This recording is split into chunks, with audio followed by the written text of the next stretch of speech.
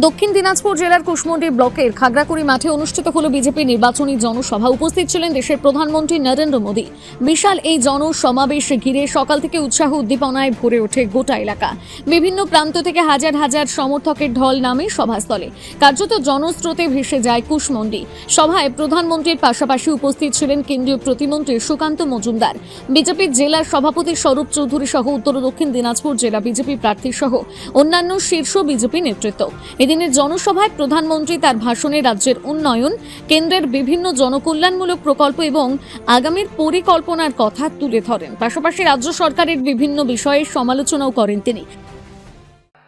और उन्होंने की मास्टरी किसमें है? गुंडागिर्दी करना, करप्शन करना, इसमें नए नए खेले करते रहते। इनको लोगों को डराना, बूथ लूटना आता है। बंगाल में ये टीएमसी वाले इतने सालों तक यही करते रहे हैं। यहां भी टीएमसी के कैंडिडेट का बायोडेटा ही बूथ लूटने के कारनामों से भरा हुआ है।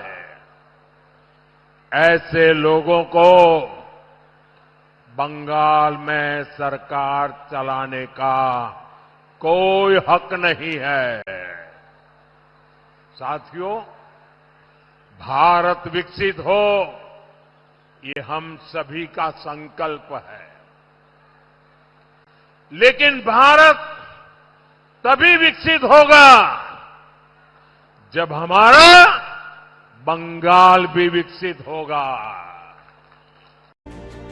এ বিষয়ে বিজেপি জেলার সভাপতি স্বরূপ চৌধুরী জানান, দেখুন, কুশমন্ডি বিধানসভা অনেক আগে থেকেই একটা আসছিল যে এই বিধানসভায় মানুষ চাইছে বিজেপি আসুক, নরেন্দ্র মোদীজি আসুক।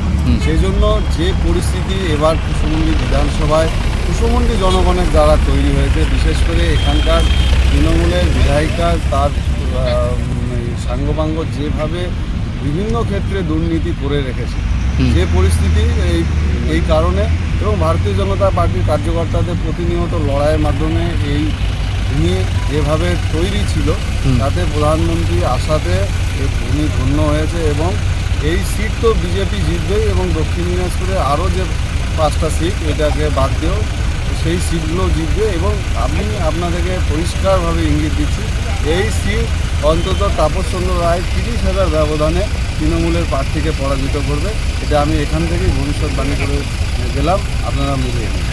না, এখানে পার্শ্ববর্তী যেহেতু কালিয়াগঞ্জ আছে, কুশমন্ডি সংলগ্ন পড়ে, কুশমন্ডি সংলগ্ন কালিয়াগঞ্জ থেকেও অনেক মানুষ